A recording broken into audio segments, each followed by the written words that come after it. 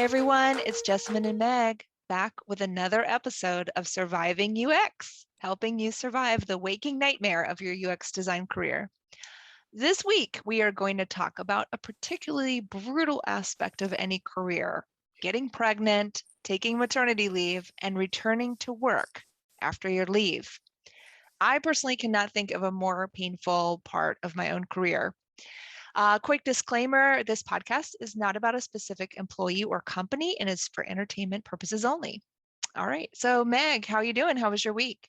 My week was actually pretty good. I think it's helpful when we've got good priorities in place and we're not trying to do everything all at once. I think it definitely makes for an easier, more joyful week in the UX world, coordinating with PMs and other things. Oh, So I'm actually pleased to say I feel pretty good about this week. How about you?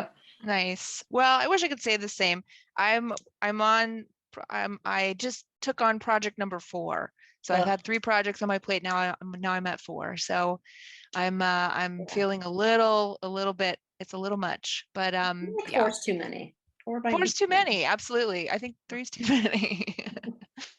So yeah, it's been fun. I did travel this week and I got back home and I just felt so good to be back home. So yeah, it's very nice to be back with the kids, to be honest with you. I thought having a hotel room to myself would be so wonderful and I'd be like just sleeping, and I just kept waking up in the middle of the night, and I don't know, it was one of those things where you're just sort of like, oh, I'm so ready to be home.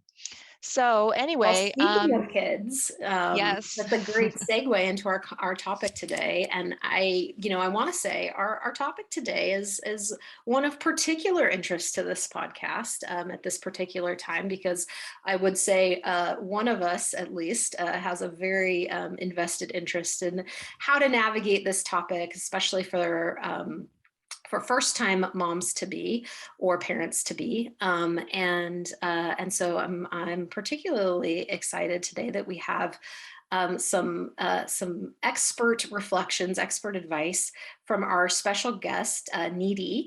Nidhi is a UX designer and a mom of one. She has survived having a baby and returning to work, and we just want to welcome you to the pod. Welcome. Thank you. Excited to be here and talk about my experience. Hi, Nidhi. How is it going? How was your week surviving as a UXer? Hi. It was good actually. I'm working on a project that is slated to launch and kind of like single-handedly running it since 8 months. Oh And my we gosh. and we recently have another designer who just joined, and this week was good because we started including her to ramp up, although we have like made the expectations very clear that she is not going to work on anything for next 2 to 3 weeks. But still, it's a good feeling that it's just not going to be only me pinged by Right. all the engineers and PMs. It's not forever. Yeah. There's an end in sight after Yeah. these long 8 months. Wow. Yeah. Oh my gosh. I know it is such a nice feeling sometimes. Like, I can feel territorial sometimes with projects. I'll totally admit that. But then sometimes I'll tell myself, like, oh, but another person means that I am like not responsible for everything. Like, I can let go a little bit. And that feels really good too, knowing that like if I need to step away or whatever, I need a break, like that there's somebody else that they can go bug. Yeah, I feel like I was very excited in the beginning when I got to the project, but it's not sustainable. I feel burned out. Like after a few months, I was like, okay, I can't handle it single-handedly. Mm-hmm. For sure. I feel like burnout is like everywhere. Everyone's burned out. Well, speaking of burnout, we're gonna we're gonna switch into gear to start talking about paternity leave, and I want to know about your experience. So you're a mom and you got pregnant while you were working. So tell us what it was like, to find out that you were pregnant and then go into work, the next day. Oh, yeah. I have to look back quite a bit, like how I felt at that time. Um, I think so. I got to know about it around the time of holidays when not a lot of people are there. But at the same time, it was interesting. Like I felt like I have a secret. I'm happy about something, but I don't want to reveal it to anyone at work Hmm. yet. Mhm. Um, but it was also something that we had not shared with our family for a while. We were waiting for a moment, like our anniversary, to share it with our family, which was Oh, 3 weeks away. So it was kind of something that only my husband and I knew it. And I was very eager to share it with more people. yeah. It was almost like at the end of my tongue all the time, but I couldn't share it because I thought like I had to at least wait for a couple of months before I wanted to share it with my team. Mm. Yeah. I mean, think about it like pre-pandemic in the office, I felt like I had such close friendships with people, like my coworkers, like we would talk about everything, in our lives. And now when everyone's remote, it's not quite the same. I still like have those conversations with coworkers and stuff where we share, but I feel like when you're in the office together and it's a little easier to like open up and be really personal and get to know people than it is like over a call because you can like have lunch or have coffee or something. So I feel like talking about a pregnancy or talking about like fears or whatever is like easier. It Yeah. was easier, before we were all remote. Yeah, I feel like right now when we are all working remotely, it's all very business. Like we rarely Hmm. spend time in asking how was your day, what did you do over the weekend, or what are your plans, and we just jump right in. We don't, I feel like when Yeah. we were in office, we just always had that 5 to 10 minute buffer between two meetings. Right now it's Hmm. all, it ends and then it starts. Like we rarely Yeah. even take Right. bio breaks. Right. It's funny.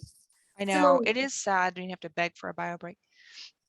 which you definitely need when you're pregnant. So when you guys finally felt ready to, tell bosses and like and close colleagues and things like that, like how was that experience? Did it help you kind of navigate the rest of your pregnancy? Was there anything unexpected? Yeah, with my pregnancy, so I was very close to my manager. He was very supportive, and the team as well. Like I was working with most of them for around 2 years or more. So I kind of knew each other personally. The Hmm. only thing that was stopping me from sharing too soon was my everyone in my team except one person was not a parent. Mm, They all were single, like Wow. not even married. So Hmm. the priorities or the mindset was very different within the team. Like some of them were even like dating, didn't even have partners, so Hmm. they thought of things very differently. And that was what was kind of stopping me to share, because I wasn't sure how they're going to react, and how they're going to like shift responsibilities over projects as well if I tell them too Hmm. soon. But Yeah. after 2 months, I believe, like after we knew 2 to 3 months, I told my manager, like I told them that I have something to share.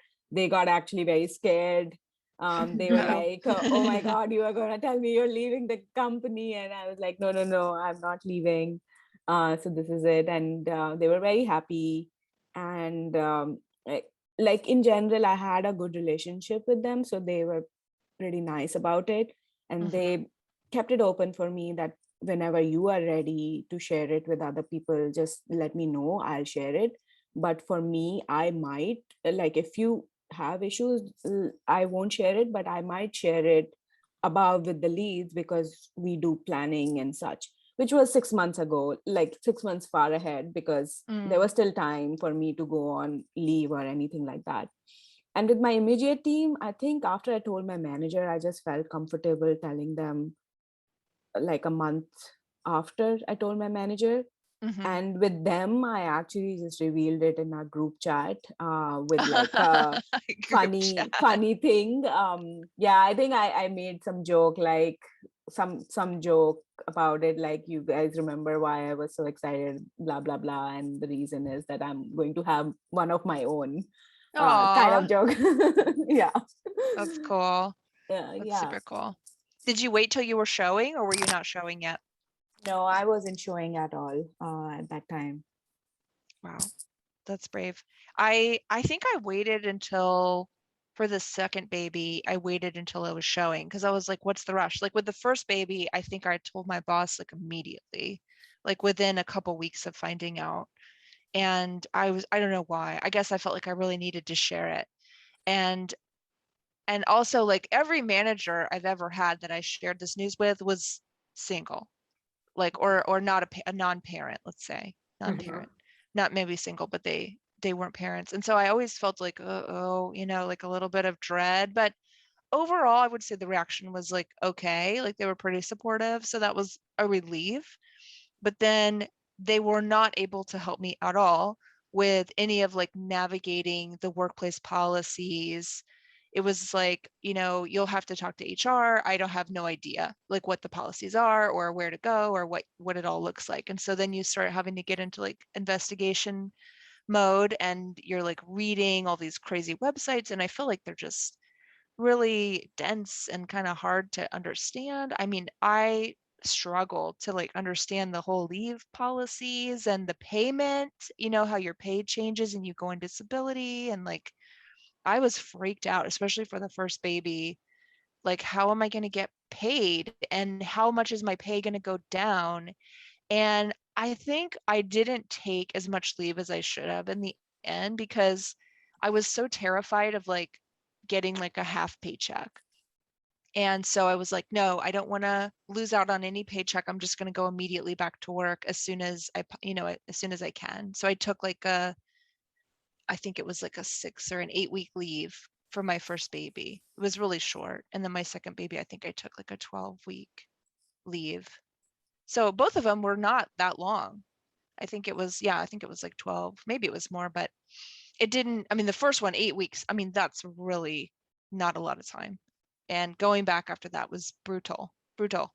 And I wish, God, I wish I'd had somebody else in the office who I could have like talked to about it, because so many of the other moms in where I was at the time that I was friends with were just planning to stay at home. They weren't going back to work, and they certainly weren't the sole breadwinner in the family. So they didn't have like the pressure of like, they'd be like, oh, I'm going to take a year. And I'm like, a year? Oh my God, So I think I put too much pressure on myself, and I could have probably taken more time, but I was like super terrified of getting an empty paycheck or something, or like a tiny paycheck and then being like, uh-oh, bills, rent, nothing's gonna be paid. Yeah. Yeah. Something you both mentioned is kind of the lack of other parents or other people like going through something very similar. And I wonder if that's something that is part of our profession specifically. There just being fewer women in tech, even in UX. Of course, there's much more of a balance, but like we, overall, even then, it probably skews maybe younger. People aren't thinking about having kids yet. But that's something that, might not be the case for teachers or something along Mm, those lines. At least you mhm. have like one other buddy having a kid at work at the same time. And I think that is something interesting too, because like one story I heard was around, somebody sharing that they were pregnant, and everybody on the team was really happy, like similar to the story, the story you folks have, but it was more of like oh, we're really happy for you, but we really don't know anything about that, and so that's all Mhm. you navigating it by yourself, Right. whether it's like a boss saying that, or whether it's like everybody in your cohort is is doesn't have kids yet, or or maybe is older and has already gone through this, and also isn't is maybe the dad in the family or the working parent, and has like a non-working parent at home. And I will say, that I did work at a company where there are different kind of cultural standards in different locales. And it was really interesting to see like dads go out on maternity leave when they had a lot more like they weren't worried about the same things I would be worried about. Right. So dads go out on family leave, I think, but it's not the same. It's not the same way of navigating. It's not like what you were talking about, Jessamyn, of like, oh my God, like, how can I go back to work, like 8 weeks after basically like having an incredible, either operation if you have a C-section or just this like incredible medical event in your life. Anyway, just a reflection on both of your stories there. Maybe we should talk a little bit about going back to work. Like, do you folks remember your first day back? How Nidhi, was it? Do you remember? Yeah, so the way I navigated was like, actually I was fortunate to get a lot of leave from my work. It was around 5-ish months. So I kind of split it. I took 3 months while my parents were helping me with the baby. And then I went back to work for a few months because I knew I needed a month so that I could visit my family back home. So I kind of split it. And what happened was, like, during my leave, my manager, who I really loved and who understood me, actually moved to another team. And I was assigned a different manager, like his manager, who I had absolutely no relationship. He like I had no, he didn't understand me. He didn't understand my strengths. We had never worked together. So it was scary. But I was still feeling okay because most of my team was still there, like not peers were still there, even though my manager had moved away. So I was like, okay, we'll just figure it out after I go back. But I do remember, first of all, I think I was so stressed about the whole pumping at work stuff. Yeah. It was my first time. We have actually quite a good system at work, and quite a few groups as well who help you navigate. Even then, I think the whole adjusting of your calendar, that you take some time out, you go there, you wait, if there's an empty spot, then you do it, then you come back, but you're not telling anyone that this is what you're doing. Like, it just seems like you took a break. Yes. You're That like, was like, I'm gonna take a break. People are like, their eyes get wide. They're like, are you gonna, like, they think smoke break? yeah. And you're like, I know. I remember, like, on my team, there was no hiding where I was going. Like, when I was still pregnant, a guy on my team was like, hey, there's a pumping room in the office. Did you know about it? And I was like, oh, cool. So I would just say I'm taking a break, but I was doing it 3 times a day.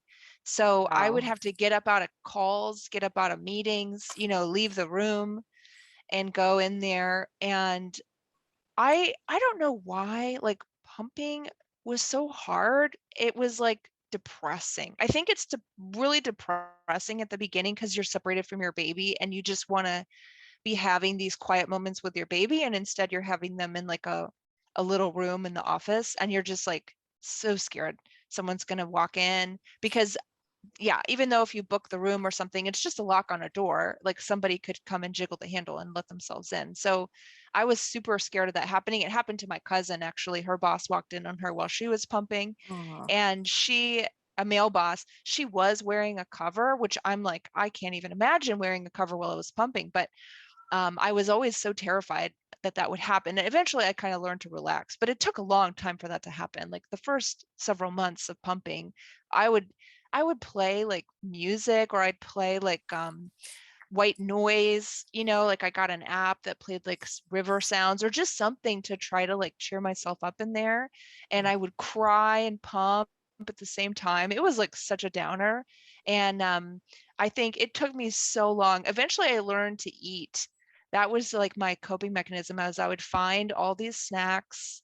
I would make myself like a big creamy coffee or whatever, and I would just unabashedly like pile my arms full of snacks and drinks and then go into the pumping room and like eat and pump to Do you cheer think it's myself going up. to be easier for moms who are,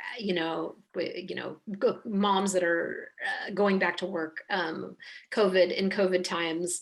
Like, do you think Oh my they're God, pumping yes. on calls and just hoping their Hell, webcam doesn't they're automatically turn nursing. on? This is what I think. I think that you shouldn't have to go back to work for at least a year. If you can work from home and have the baby and get some, obviously some help, because you cannot work from home with a baby and just you, but if you have help, then you can just nurse and then you don't have to pump. I mean, you could pump on a call, but you can nurse just as surreptitiously on a call as you can pump. And I have spent hundreds of hours breastfeeding on calls. I mean, pretty much every day I breastfeed on a call because I'm still nursing my second daughter. So I I can't even tell you how much time I've spent breastfeeding on calls. And I'm like, thank God I don't have to pump anymore. I mean, pumping, like eventually you sort of get used to it, but most people, I would say after maybe 6 months to a year tops, is as much as you can really stand. And for, I think a lot of people, it's probably less. They just are like enough, and they switch to formula, or they just stop nursing, or they, whatever, they do whatever. But it's such hard work. Well, I think we have time for one more question or interesting story. Jessamyn, do you want to Yeah. Well, I want to ask one hear. of Nidhi here about her experience or anything that comes to mind for you while we. I mean, Nidhi, I want to hear from you. Like, so for me, when I would see a pregnant woman around the office, or I'd find out somebody was pregnant, I immediately went into like advice mode. So I wanted to know if that happened to you, if you start like once you come out the other side of this insane experience of, pregnancy and maternity leave and everything, if you saw a pregnant woman in your office today or on a call today, what would you say to her? I think I I didn't go into advice mode. I was still struggling, I think, myself. So I actually had this feeling that, okay, like just give yourself time and grace to take it easy. Don't be like, don't put too much pressure on yourself. But I think looking back now, whenever I meet someone, I just tell them, just find somebody. It's okay if you have not spoken to them before. I made a friend just like that because I met them in this mom's group at work, and now we are very good friends. But it wasn't like we were pals before I got pregnant. So I think you just need to find someone who has gone through it and Yeah. just ask them what they did and what they should do. Yeah. It's okay. And there are a lot of people out there who will be willing to do. I think workplaces talk a lot about this mentor, mama mentor kind of relationship, but it all happens very informally. Like formal ways of doing this are not there. And I think people who have to go through this, they have to find that match on their own, or like, Yeah. okay, this is the person I'm just going to choose and tell them that I'm going to ask you questions. So I wish like there were more formal ways of connecting parents, and like, some volunteers who are like, okay, I am available if you need any help navigating. I've gone through this at this workplace. So just ping me if there's anything. So true. And the reason I love that is because the more people you talk to, the more women you talk to about their experiences, you start hearing more and more stories of how things went wrong, or things went sideways, or they struggled with this, or they struggled with that, or they figured out how to cope with something. And the reason I think that's super important is because it's so easy to have an idealized version of how this is supposed to go and have this in your mind that like, oh, this should be easy, right? So many people have gone through it and there's a system and I just need to follow these steps, right? And everything will be fine. But a lot of times it's not. And the more people you talk to and like hear those stories of, you know, insanity, the more reassuring you get that you're doing fine. Because even though you have bad days or something goes wrong or you struggle, you get sick or the baby gets sick or whatever, like you will sort of be informed enough to know that like it's okay. Yeah. So, well, let's jump to our rapid fire. Meg, you want to take it I think away? that's a great way to end it. You know, I think that's hopeful and inspiring, and it definitely feels like that those relationships are so important. And even if you're not finding them right now, it sounds like they're possible. They do exist. It's just that there's not formal structures to help you out. So I think that's really, like I said, it definitely, hopefully gives some of our listeners or people in this situation hope. So yeah. So as we started with our last guest host, we want to do some rapid fire questions, not on the topic of necessarily of maternity leave or having kids, but just some fun questions here to close us out today. So our first question for Nidhi, is just, you know, not, some people ask like, what's your favorite app? Or like, what's the most well-designed app? We just want to know what's an app or experience that just isn't the worst. Isn't the worst. I mean, I can talk about the one that impresses me quite a lot these days is actually Shopify's integration on all the websites and small businesses. I'm amazed how seamless it is and how empowering it is for small businesses. They don't have to work with any big company or anything, and their payment process is pretty straightforward. Like I have been since pandemic, I think because you're not shopping in person, I've been online shopping quite a lot. And I'm amazed how small businesses have been handling it so well. Cool. Yeah, that's a great one. All right, our next question is a funny or fancy word or concept from UX or HCI, something that maybe outsiders wouldn't know right off the bat what it was if you were talking about it. Yeah, so I didn't never took like formal classes in HCI, but there's a word heuristic principle that always like, I don't know, I have a very weird feeling towards it. Like, why does that word exist? Like they all, those principles seem so like common sense, but I don't know why we have such a complicated word. Yes. That's so true. I've heard that word thrown around so many times and I'm always at a loss for what they're trying to say. And the best like interpretation of that phrase that I've ever heard is someone just say it's like a rule of thumb. And I'm like, oh, okay, rule of thumb. Or like common sense. It just is, yeah. It's so simple. So simple. And it, you know, thank you so much for sharing your experience about surviving your UX career on many fronts. So how are you going to survive this week? What's one do and one don't you're keeping in mind for the week ahead?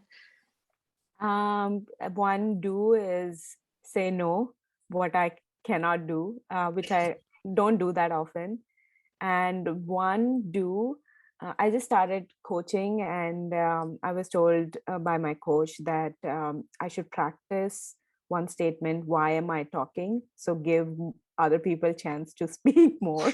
So I'm going to do that.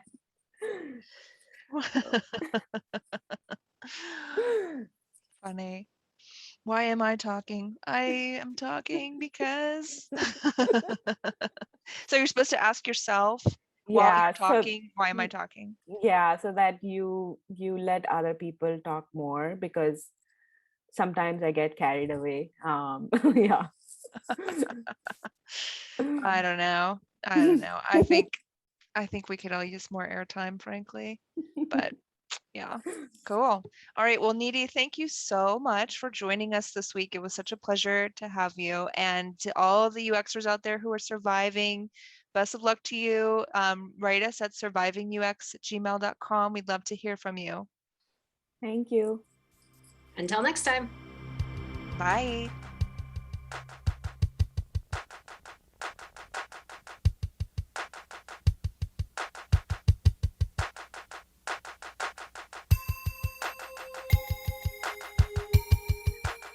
I'd like to thank my co-host, Jessamyn Edwards, and our special host, Nidhi, for their insights on this topic.